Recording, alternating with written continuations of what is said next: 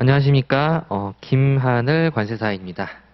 이번 합격의법학원 관세법 2021년 기출문제 총평을 하도록 하겠습니다. 먼저 이번 시험 보시느라 수고들 많으셨고 좋은 결과 있기를 바라겠습니다. 자, 이번 문제 같은 경우에는 뭐 여러분들도 알다시피 해설할 만한 내용은 거의 없어요. 50점 문제 빼고 나머지 문제 같은 경우에는 너무나도 단순한 기술 문제이기 때문에 변별력이라고는 찾아볼 수 없는, 변별력이라고 이제 낸 문제가 뭐였습니까? 보세사 직무와 관련된 내용의 변별력을 가리기 위한 그런 문제가 되었죠. 자, 일단 문제 1번부터 해설을 조금만 하도록 하겠습니다. 자, 문제 1번. 관세법령상 통관 등에 대한 내용이다. 다음 물음에 답하시오. 자, 물음 1. 통관의 정의를 간략하게 쓰고 통관 요건 3가지 설명하시오. 물음 2. 원산지 확인 등과 관련해서 다음에 4가지 사항 쓰시오. 물음 3. 관세법에서 규정하고 있는 통관의 제한에 의거해서 다음 물음에 답하시오. 물음 4. 관세청장이나 세관장의 보세구역 반입명령과 관련해서 다음에 대하여 답하시오. 간략하게 말씀드리면 이런 문제가 되겠죠.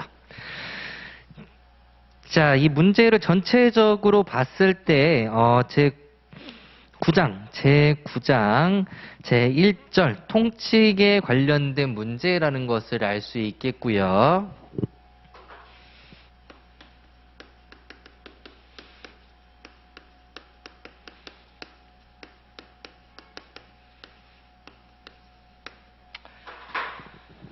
그리고 각각의 내용을 봤을 때 물음 1번 같은 경우에는 서부분처럼 보이죠. 통관의 정의를 간략하게 쓰고 2장 정의에 있는 내용인데 2조 정의에 있는 내용인데 서부분이 통관 정의, 그 다음에 통관 요건 건에 대해서 쓰는 그런 내용이 되겠습니다. 자, 그리고 나중에 이제 본문에 있는 내용이 원산지 확인 등과 관련해서 확인 기준 빼고 통관 제한 사유, 환정 물품 등에 대한 유치 사유, 세관장 후속 조치, 그리고 물음 3에서 통관의 제한에 의거해서 금지 물품, 지재권 보호 대상 물품, 그리고 통관 보류 사유, 이렇게 3가지. 이렇게 봤을 때 제 9장 1절의 내용 중에서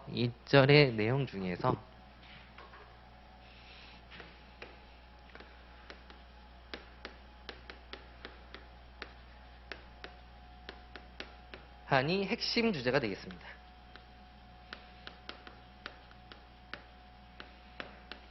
통관의 제한이 핵심 주제가 되겠습니다.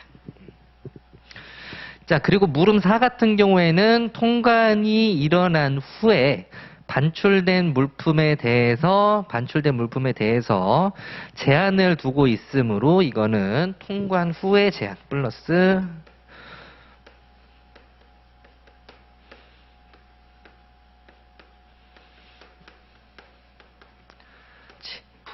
라고 볼 수 있겠습니다. 즉 이번 50점 문제 같은 경우에는 통관 절차상 통관의 제한에 대해서 쓰시오라는, 제한되는 물품 등에 대해서 쓰시오라는 그런 50점짜리 문제로 볼 수 있겠어요. 여기서 여러분들이 좀 실수를 많이 할 수 있다라고 느껴지는 부분이 첫 번째, 통관 요건 3가지 설명하시오. 이거를 이제 신고 요건으로 오해할 수 있겠죠. 근데 통관 요건이라는 것 자체가 제 9장 1절의 일관 내용이 되겠습니다. 그죠? 통관 제한 말고 그 다음에 두 번째 나온 게 원산지 확인 등이죠. 확인 등. 이게 이제 이관과 관련된 내용. 자, 두 번째 질문에서 원산지 확인 등에서 이 확인 등 이 부분이 중요한 키워드, 이 문제를 이해하는데 매우 중요한 키워드라고 볼 수 있겠어요. 왜냐? 자, 통관 제한 사유 네 가지를 쓰시오라고 했는데, 원산지와 관련된 통관 제한 사유는 세 가지밖에 없는데, 라고 이제 인지를 할 수 있겠죠. 근데 여기서 이제 원산지 확인 등과 관련해서 제2관의 제목을 언급하고 있기 때문에 품질 등과 관련된 통관 제한 사유도 같이 넣어주셔서 네 가지로 만들어 주셔야 되겠습니다. 자, 그리고 환정물품 등에 대한 유치, 이 부분은 이제 통관 제한 사유에는 들어가지 않는 게, 이 환정물품이라는 것은 통관을 하지 않는 그런 물품이 되겠죠. 예, 그런 물품이 되기 때문에 이 부분은 빠지게 되고, 여기서 이제 통관 제한 사유에 안 들어가는 거 말고도 별도로 목차를 구분을 해줬기 때문에 이 통관 제한 사유 네 가지의 환정물품과 관련된 내용은 기술하지 않는 것이 맞겠죠. 자, 그 다음 세관장 후속 조치. 이번 시험에서 지난번 2020년 시험에서는 이제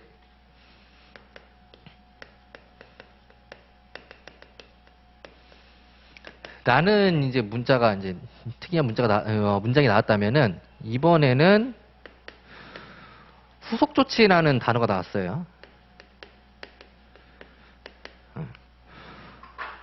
근데 우리는 후속 조치라는 거를 이제 수업 시간에 배워본 적은 없죠. 배워본 적은 없지만, 문맥상 이 후속 조치라는 것은 어떠한 일이 발생하고 그 이후에 나타나는 어떤 절차에 대해서 쓰시오. 라고 이해를 해주시면 좋겠습니다. 근데 이 후속 조치만 있어서는 별 문제가 되지 않을 것 같아요. 근데 이 후속 조치 이후에 후속 조치 몇 가지를 쓰시오. 라고 표현을 하니까 수험생 여러분들이 혼동이 있을 수 있어요. 왜냐?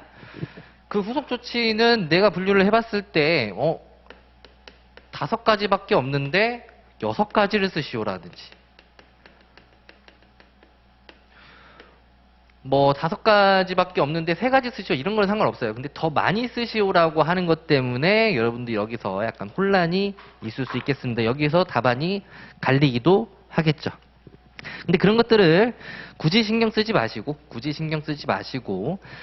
여러분들이 평소에 그 암기해 놓은 절차들을 그냥 쭉 쓰시면은 점수 획득에는 큰 무리가 없겠습니다. 뭐 1점, 뭐 1.5점 이 정도 좀 누락이 있을 수는 있겠죠. 자, 그리고 물음 4, 관세청장이나 세관장의 보세구역 반입명령 사유. 자,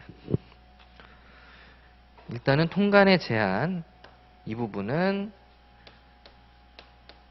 상관이 되겠고, 이 통관의 제한, 여기와 관련해서 이제 그 통관 물품의 절차 제한, 통관 물품 및 절차의 제한, 이 부분을 제외하고 나머지 내용에 대해서 쓰시오라는 게 나왔죠. 수출입 금지 물품 3가지, 지재권 보호 대상 6가지, 통관 보류 사유 6가지.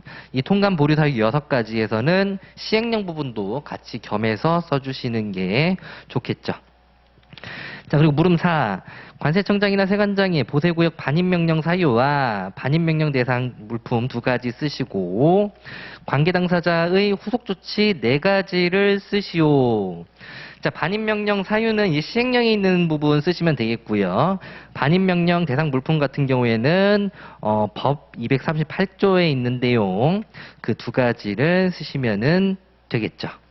그리고 세 번째, 이제 관계 당사자의 후속 조치 4가지라는 것은, 후속 조치라고 했으니까 일단 반입 명령을 하면은 반입 명령서를 송달을 해야 되겠죠. 예, 송달을 해야 되는데 그 송달된 다음 후속 조치라고 보시는 게 맞을 것 같습니다. 그래서 이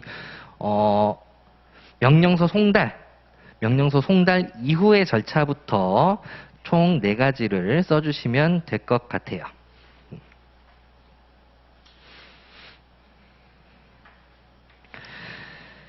자, 처음에 이제 10점짜리로 통관 요건 3가지를 설명하시오라고 언급을 했으니까 이 통관 요건에 대해서 쓰다 보면 10점짜리가 초과할 수 있는데 전체적으로 봤을 때 이 50점짜리 분량이 안 나오는 그런 답안이라는 것을 알 수가 있어요. 그렇기 때문에 너무 무리해서 많이 쓰지 마시고 최대한 물어보는 질문에 정확히 기술을 해주시면 될 것 같아요.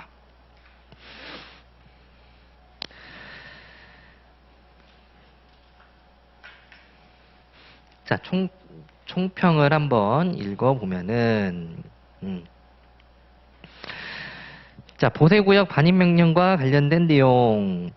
후속조치라는 표현이 답안 서술 시 까다롭게 작용한다. 관세청장이나 세관의 반입명령이라는 행정행위 효력이 발생한 후라고 기준을 잡고 답안을 작성했습니다. 반입명령과 관련된 절차를 모두 기술했다면은 별 무리 없이 될 수 있을 것 같아요. 점수 획득에 문제가 없을 것 같아요. 자, 그리고 문제 2번 같은 경우에는 단순 기술형 문제인데 벌칙을 또 여기서는 4가지밖에 없었는데 5가지를 쓰시오라고 언급을 하고 있어요. 네, 그렇게 됐을 때 여러분들이 이제 부정 소요량 계산서 작성하고 부정 양도세액 증명서 발급과 관련된 내용을 2개로 나눠서 5가지를 쓰시면 될 것 같고 이거를 굳이 나누지 않더라도 그냥 4가지를 쓰시면은 어쨌든 내용은 다 들어가게 되는 거니까 점수 획득에 큰 무리는 없겠습니다.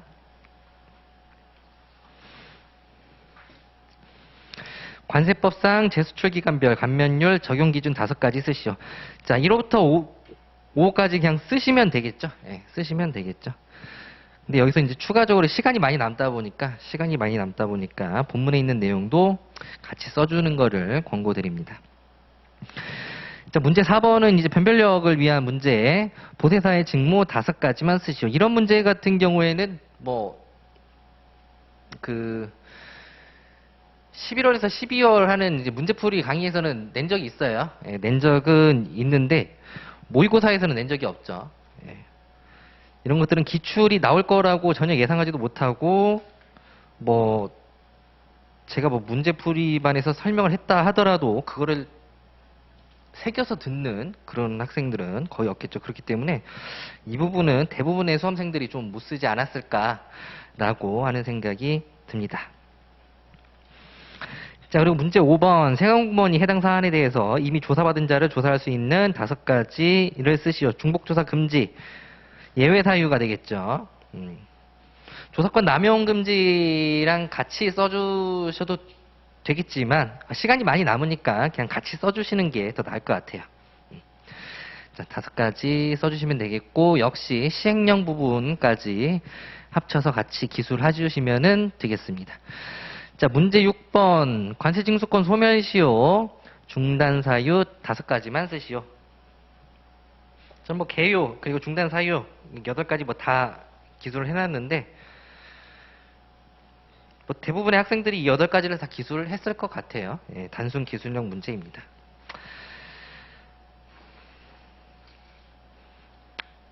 최종적인 총평을 하자면 문제 1번 같은 경우에는 통관의 제한과 관련된 내용을 중심으로 문제가 구성되어 있습니다. 그러니까 이거를 그냥 논술형 문제로 낸다면은 관세법상 통관의 제한과 관련된 제방 규정을 쓰시오 라고 이렇게 논술형으로 낼 수도 있었지만 정확한 채점을 위해서인지는 모르겠어요. 그래서 목차를 세분화, 요즘 트렌드죠. 목차를 세분화해서 낸 경향이 있습니다. 그리고 새롭게 등장한 표현인 후속 조치는 절차로 이해해도 문제가 없겠습니다. 다만 몇몇 가지를 후속 조치 몇몇 가지를 쓰시오라고 몇 가지를 언급함으로써 수험생들이 이 문제를 볼 때 혼란이 있을 수 있겠어요. 혼란이 있을 때에는 그냥 뭉뚱거려서 써주시는 것도 나쁘지 않겠습니다. 자, 보세사 직무를 제외한 나머지 문제 같은 경우에는 매우 중요한 주제를 단순 기술형 문제로 기출해서 그냥 단답형 같이 문제를 냈죠. 전체적으로 이제 각 장, 절, 관의 제목을 파악할 수 있는 법령집 위주의 학습이 더 중요해졌다고 볼 수 있어요. 올해하고 작년 기출문제만 고려해봤을 때. 근데 이렇게 단순 기술형 문제로 단답형 형식의 문제로 시험이 출제됐다고 해서 내년에도 이렇게 나올 거야 라고 우리는 확신에 찰 수가 없다라는 점이 문제인 거죠. 무슨 뭐 선인공에서 이걸 뭐 공표한 것도 아니고 하기 때문에. 그렇기 때문에 우리의 공부 범위는 그냥 더 늘어날 뿐이다. 늘어날 뿐이다. 그리고 변별력이 없어졌다. 1년 공부한 사람, 3년 공부한 사람, 그 공부를 많이 한 사람, 적게 한 사람, 변별력이 매우 적어졌다. 감히 예상해 보자면은 이번에도 뭐 HS 코드가 좀 어렵게 나왔지만 90명이 넘게 또 커트라인 60점 이상으로 올라가지 않을까라는 예상을 조심스럽게 한번 해봅니다. 수험 기간 동안 수고 많으셨고요. 좋은 결과가 있기를 기원합니다. 감사합니다.